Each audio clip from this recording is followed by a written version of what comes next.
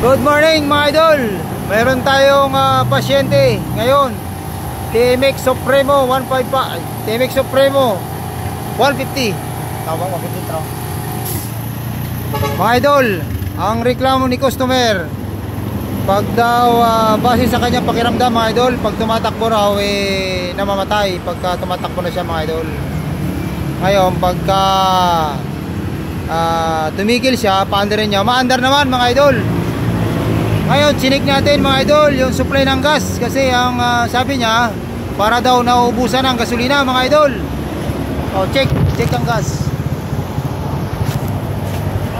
para makita natin mga idol kung ano yung problema talaga mga idol. Natulo yung gasolina. Reserve mo. Reserve pataas. Reserve.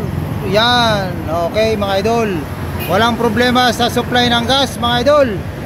Pag i-on mo, lumalabas ang gas. Pag na-reserve mo rin, may gas pa rin tumutulo mga idol. Ibig sabihin, hindi barado mga idol ang fuel cap mga idol. Ngayon, hahanapin natin. Kasi sa Supremo, madalas mangyari mga idol, pag nabibent yung kanyang hose dito sa ilalim ng tangke mga idol, yung pinakasingawan mga idol, titignan natin. Baka yung hose doon ay naipit na mga idol. Sige, bukas. Saan natin? Tanggalin.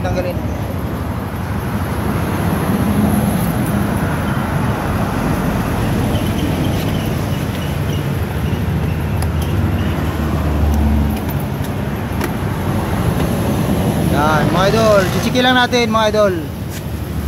Masisilip ba? Okay, tanggalin mo yung upuan. Okay. Yun mga idol, nakita na natin mga idol ang problema mga idol, na yung biglang namamatay na lang daw pag tumatakbo mga idol. Tapos pagka mga ilang minuto mga idol, pag pinapandar niya, umaandar din naman mga idol. So ang problema ito mga idol, barado mga idol. Yan kita nyo ba? Yan. Kasi pag binubuksan yung tangke mga idol, itong tangkap, sumisingaw mga idol yung hangin. Ibig sabihin barado to mga idol. So gagawin natin mga idol, puputulan natin. Puputulan. So mga idol, pagka kayo naka-encounter na ganitong trouble, pagka pinaandar nyo, maandar naman siya, pero pag tumakbo ng mga ilang kilometro mga idol, namamatay. Tapos pag pinahinga nyo ng konti mga idol, aandar na naman siya mga idol. Pag tinakbo na naman siya, mamamatay na naman mga idol. Tapos pag binuksan nyo tong tangke mga idol, may sumisingaw na hangin, para siyang sumisirit, gumaganon mga idol. Ibig sabihin ito mga idol ang problema. Yan, barado tong butas, o di kaya mga idol ay ganyan, naipit. Kumbaga hindi maganda yung pagkakaayos ng hose natin mga idol. Yung routing niya mga idol, dapat naka-free. Yan, nakaganyan siya mga idol. Yan. Ngayon mga idol, ang gagawin natin dito, puputulin natin to mga idol. Alisin natin yung bara. Okay, putulin mo na yan. Yan mga idol. Yan mga idol, kita nyo ba yung butas mga idol? Ayan. Ayan mga idol, kakabit na natin to. Paandarin na natin mga idol.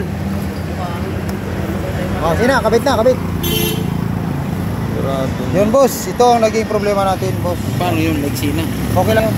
Kasi singawan lang yan, breather lang ng tangke yan, para yung gasolina natin makababa ng maayos. Ayan mga idol, kinakabit na natin.